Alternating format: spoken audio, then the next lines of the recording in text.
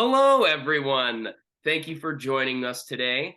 Today we have playwright Jeff Talbott, who has written The Messenger, which we are performing here at Lamb Theater March 3rd through the 19th. And we're going to do a little interview with Jeff today.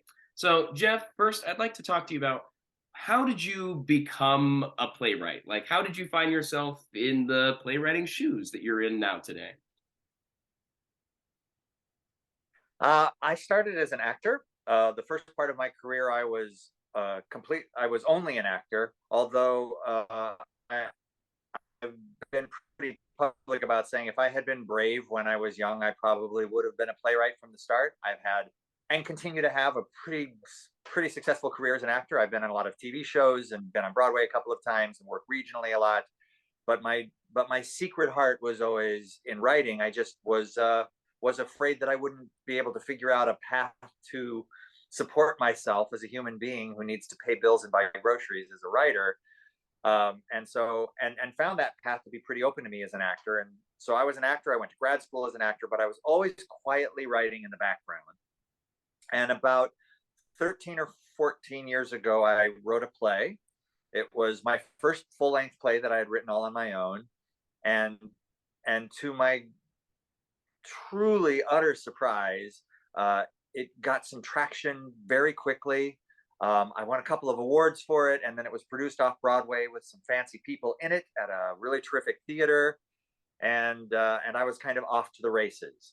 But much like my life as an actor, I just felt like I was as an actor, I was a working actor in Chicago, and then I was accepted into the Yale School of Drama, which sounds super fancy, but really what it meant was because I was just going back to school. But what it did was give me kind of confidence and a permission slip to really feel great about what I was doing. The same thing happened as a writer. I wrote a play. It got some attention. I in no way thought that meant things were suddenly going to be rosy and easy, but I felt like I had a permission slip to say to the world, hey, I'm a writer. And since that happened, I write every day. And if you ask me now how I identify myself, I think of myself more as a writer than an actor because it is the thing I do every day. Every day I write. I sit down, I work every day. I tend to treat it like a 9 to 5 job. I get up, I go for a long walk, and I sit down at my computer and I work for a bit, and whatever happens, happens. I've written 12 plays. I write musicals with a guy. We've written 6 musicals, and that's I mean, in terms of comparison to a lot of writers, I think that makes me a little on the prolific side. Not all of them have been produced, but I've been pretty lucky so far and continue to be pretty lucky. And I love what I do, and I do it every day. That's awesome. Yeah, that just warms my heart so much, just hearing all of this. And you always just love those stories of when somebody is like, "Oh, hey, like I'm really passionate about this." And then like it really turns out and works out for you. Like that's really awesome. Um yeah. What was I gonna? Well, anyway. So something I wanted to bring up because I believe it was actually your husband Kenneth Jones who brought this up in our interview. Was he was like, yeah, I guess to be a playwright, because you gotta work every day. You gotta write something. He's like, even if it's just a little bit, he's like, if you really want to be a playwright, you have to get in the routine of writing.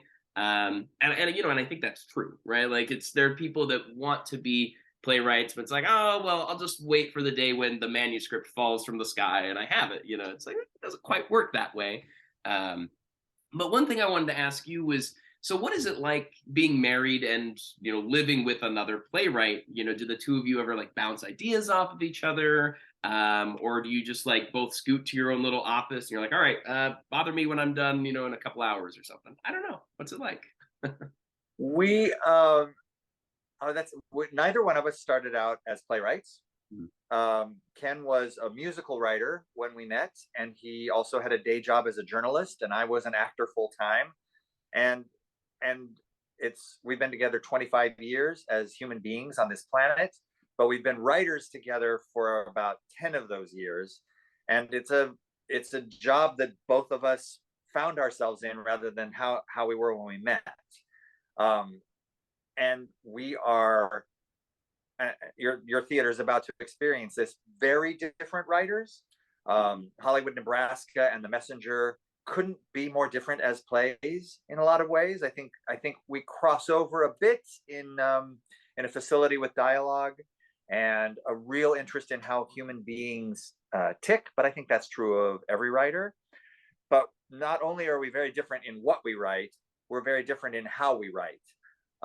Like I said, I tend to be a bit of a 9-to-5er. I sit down and do it. Ken has a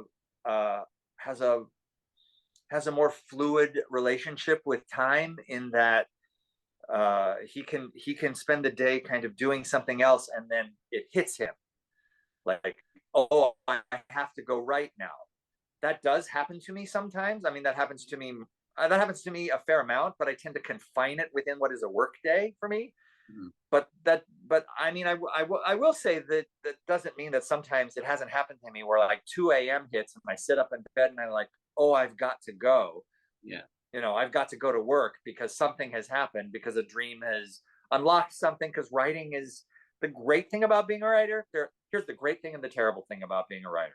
Terrible thing is, you're not going to be paid on a consistent basis in a way that normal society thinks of as a job. Yeah. But the great thing about it is your job as a writer is very 24/7. It's always happening. It's always ticking in the background. Whatever I'm working on currently is always kind of quietly working in the background. Mm-hmm. And I think that is true, very much so true for Ken as well. I just tend to be a bit more annoying about wanting to be done at 5 p.m. so I can sit down and have dinner and watch TV or go to a movie or see some friends. And he is not. Like, he is known for canceling plans on a half an hour before because he's got to work. Something's happening. He's got to work. And I totally respect that. Yeah. We're just very different, and our work is very different. We don't bounce ideas off of each other. I don't tend to talk to anybody about what I'm writing while I'm writing it. Until I have a draft of something, I keep it very close to my vest, because I'm still trying to figure out what it is, and I don't want any other voices kind of not getting in the way. But if I were to say to you, hey, Brock, I have this idea for a play about these two farmers who something, and just like human beings do, you're like, oh, well, that's very interesting, but aren't ranchers more popular right now? I would instantly have lost an avenue of exploration for myself. Yeah. Just knowing myself, I would be like, oh, he's right. Ranchers are kind of more the thing now. I should probably explore ranchers. And I've learned that over time. So I don't talk to anybody about what I'm writing while I'm writing it. I wait until I have a draft of something, and then I start sharing it with a very small group of people. Of course, Ken is number one on that list. Mm-hmm. And we read each other's first drafts. Mm-hmm. And again, we're very different writers. So I take everybody's responses with the filter of who they are and what their taste is. And if you were to read something very early of mine, I would have a larger conversation with you and try to understand your comments, so that I don't just say, well, Brock said, that scene is not for him. Like, he doesn't like that scene. The bigger question to me is, why don't you like that scene? Because you might say, I don't like it because I feel like they should be fighting. But the truth is, you don't like it because it doesn't resonate with you then. And my job as a writer is to try to figure out how to get it to resonate with a great amount of people. So we also, Ken and I, treat each other. We're both really good responders to work. We tend to ask more questions than make comments. Like, hey, I have a question about that. What does that mean to you? What are you trying to do there? And then we both go back to our separate corners and we work. We're very lucky to have a big enough apartment in New York. That isn't always the case, but we have this a nice sized apartment where there are places where we both can work and not be in the same room. And no matter what's going on, we sit down at dinner and either talk about what we're working on or don't talk about what we're working on. But we're both theater cats, and we spend a lot of time talking not only about each other's plays, but we see a lot of plays together. And my writing is so greatly influenced by his taste, and I always say he's my ideal audience member, even though he doesn't always respond to the early drafts of my work. he's not like an automatic cheerleader, but that isn't what I think that's not what you should seek out as a creative artist. You don't necessarily need people who just say you're great.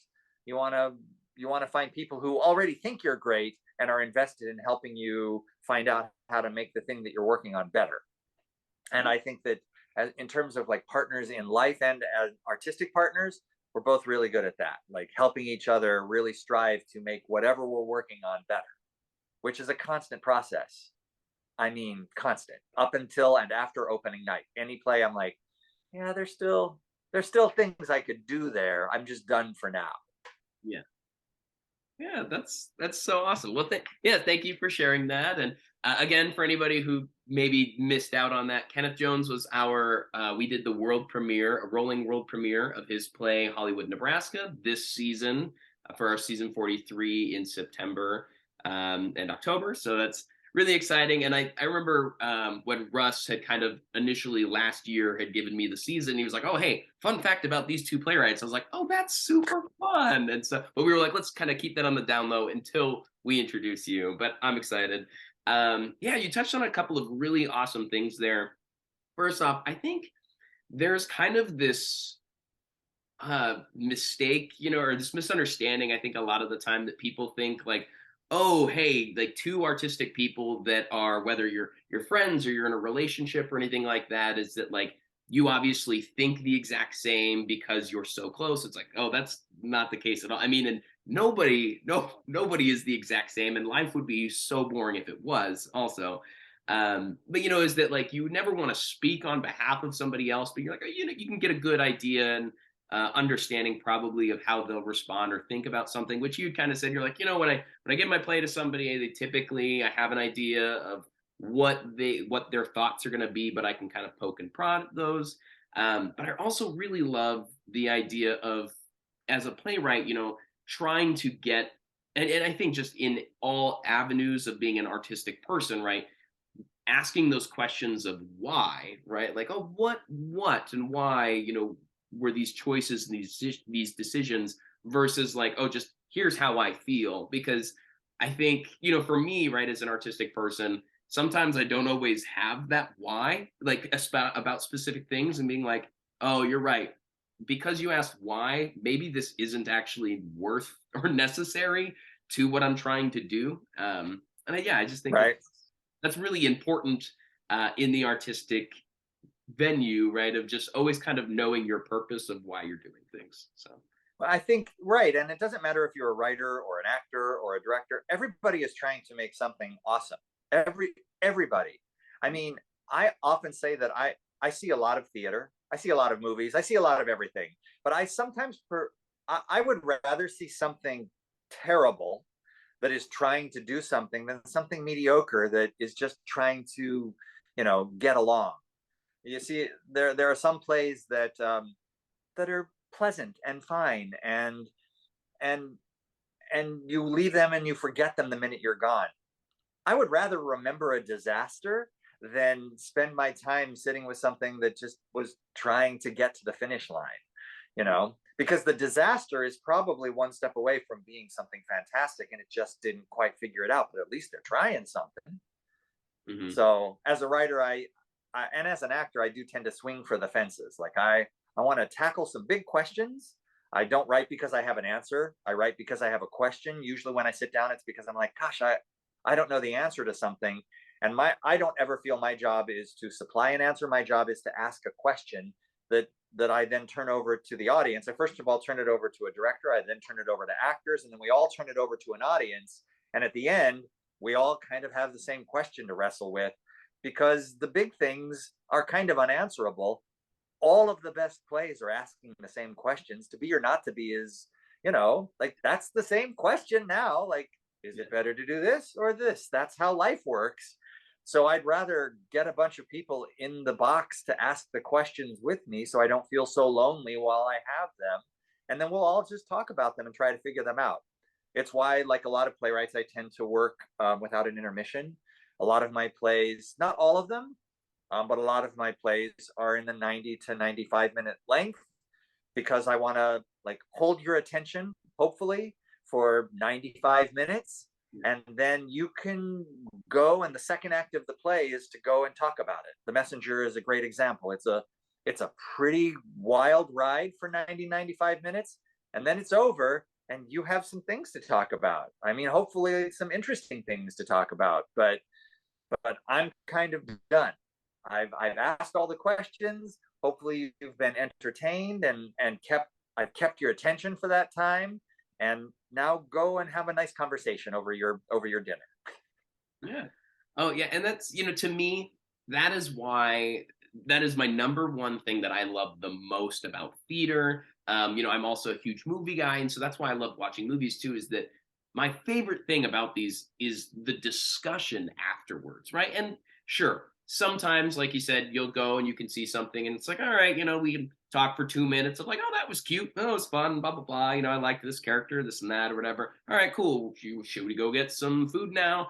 But I also really love those plays that are really thought provoking and just are so insightful, and you just ponder them for so long and you're like, well, hold on, have you thought about this? Oh man, I didn't even think about. Yeah, like I just love the conversations that can surround theater and all aspects, not just the playwriting, right? But of the direction and the acting and the scenic design and all of the other technical elements of like, oh, that was an interesting choice. I don't know that I liked it. Oh, see, I really did. And yeah, it's just, again, every person's different. We all have different preferences, and yeah, I love it.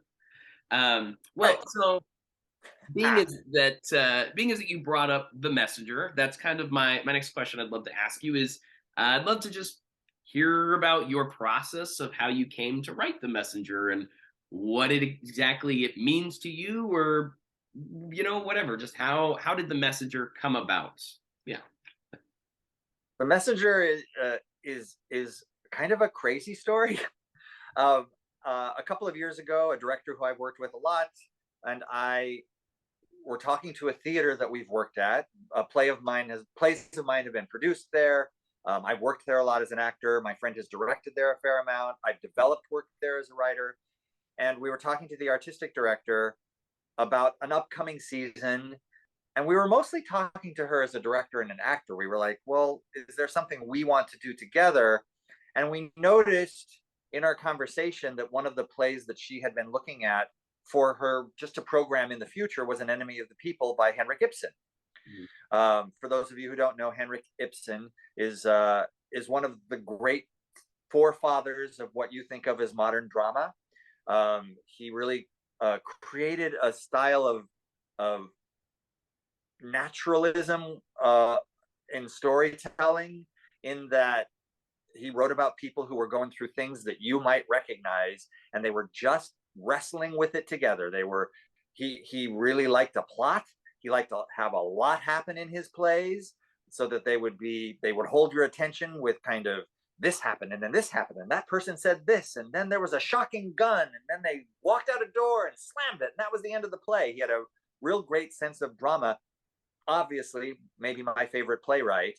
But the thing that I loved most about what he did, he wrote in the late 19th century, but the thing I loved most about what he did is he really wrestled with societal issues. He was a great moralist. He didn't always have the answer, but he really wanted to write plays about things that were happening in the world and how it was affecting people.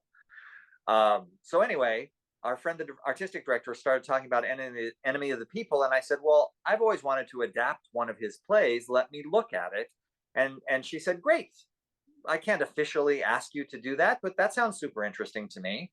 And I sat down and immediately knew I love An Enemy of the People.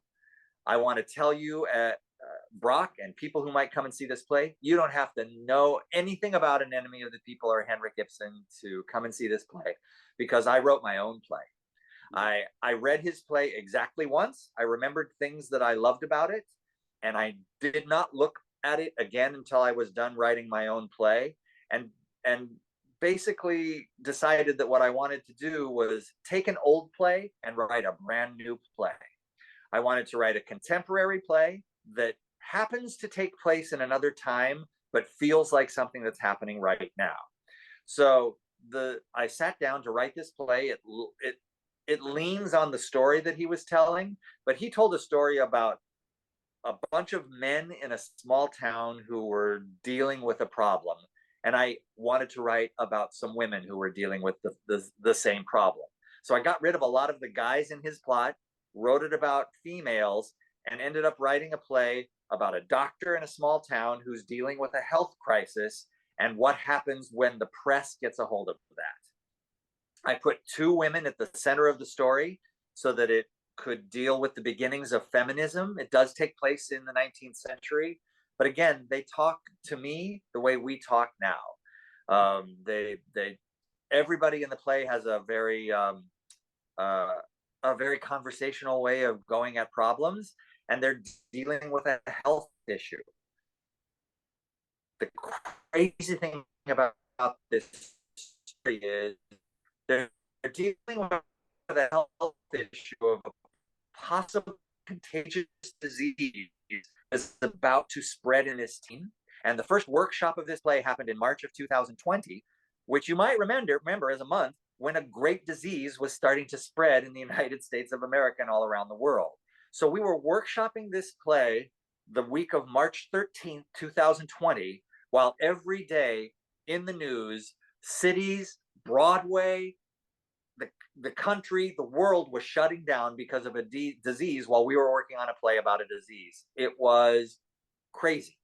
And all of the things in this play that have to do with the disease, I haven't changed at all since that time. And they eerily line up with a lot of what we've dealt with in the last couple of years. But that's because history is a crazy thing and it just keeps repeating itself. Henrik Ibsen was writing about a thing 250 years ago. Most of those things are still the same questions you and I are asking right now. He's right. He wrote about the press. I'm writing about the press in a slightly different way. People have had questions about the press since the first minute a town crier stood on the corner and said, "Extra, extra, read all about it." So in a way, there are things in this play that I think can feel eerily close to our lives now, even though they're taking place in the 1880s in Norway. But that's because people in the 1880s in Norway were dealing with the same things we're dealing with now. And I just jumped in and rolled around in the mud with some of those questions and came up with a play that I hope is as entertaining for people to come and see it as it was for me to write, because it was a really rollicking ride to write it. Well, yes, I mean, you can feel that in your writing. So I had, when Russ had kind of talked to me about this, he had said that it was, like you've said, right, like a very loose adaptation. And I didn't know that you'd only read it one time and you're just like, all right, going off of memory, but then making my own play and making my own changes and differences. And I think that's so awesome and so wonderful, because one, like, what's the point in doing an adaptation if you're just going to keep everything the exact same and maybe change a small little bit? Like, what's the point then of not doing the original? So I had gone and I had read, before I read your play, I read Henrik Ibsen's play, An Enemy of the People, and I was like, wow, I love this. And then I read your play and went, oh my gosh, yes, like, I'm so glad that we're doing this. And like you said, like, it's just eerily so relevant today. It's so crazy. And this is not because we're doing this interview. This is not like a Pepsi self-promotion ad or anything like that. Genuinely, I am so excited for us to be putting on The Messenger at Lamb. I think it's going to be one of the best productions we've put on in a long time. It's so well written. So Jen, yeah, again, I'm not trying to butter you up or anything. I mean, just really, I'm so excited about it. And I think it has the potential to be one of the best plays that we've done in so long. And yes, it's so thought-provoking and so, there's just so much meat to it. And I don't even want to say anything, because I just want people to just come, and just like experience this yourself. We will not give you any spoilers or anything. Well, I don't think it's any spoiler to say the one thing that, I mean, this is very clear. It's a question that the play wants to talk about. There's a lot of ways we get news now, but I think that there's nothing surprising in saying that there seem to be two strong camps of how we take in information now, um, and without, honestly, without leaning one way or the other, I think it's not. I don't think it's a very. It's not an original thing to say that that might not be the healthiest way to take in information and deal with it as a society. Finding a more cohesive way for all of us to get our information might be helpful. And I thought that that was definitely something Ibsen was starting to talk about in his play, but it was the reason I really wanted to write this play. The play deals with a disease, but that was really a launching point to start an investigation or a conversation with an audience about how skeptical we might want to be about the news that we take in, no matter where we're getting our news from, because our jobs as human beings is to take in information and make our own decisions. Don't let other people make decisions for us. And I thought that was a really vital thing to explore, and to put 7 people in this play in the crosshairs of those questions, so that when the play was over in those 95 minutes or whatever, and you went to have your dinner, that's the conversation that I would be really excited to hear people having. Yeah. Oh, for sure. Absolutely. Well, we're just about at the end of our time, but one thing I Okay. wanted to ask you was, I'd love for you to share kind of like, I believe you have your own website, right? So if anybody wanted to go and check out other things that you have going on, kind of, this is that self-promotion now for you, just kind of, what are you up to and where can we find more information about you? Yeah. I'm terrible at this part, but I do have a website. It's my name. It's www.jefftalbott.com. My name is spelled with 2 T's at the end, which is a good thing to remember because that's not the normal spelling. But my website has a lot of information both about my life as a writer and an actor. What would I would say that I write musicals with a really talented human being named Will Van Dyke. You can find more information about us there. We have a musical right now that has producers behind it and is hoping to make its way to Broadway. We'll see what happens. But we have a couple of albums out in the world, and you can find all of that information on my website about hearing our music. I'm really proud of what we do as musical theater writers. It's very different from what I do as a playwright, as you might imagine. Musicals about newspapers and contagious diseases aren't very common, so we write very different musicals. And other than that, I have a lot of plays, and I hope that they continue to be done all over the place. And I'm so proud to be a part of the Lamb season, and so excited to share the messenger with the audience in Sioux City.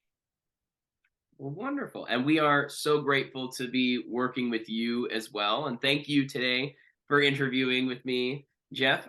So again, we are doing Jeff Talbott's new play, The Messenger. This is March 3rd through the 19th at Lamb Theater, and you can find your tickets online at lambtheater.com. So thank you so much. Excellent.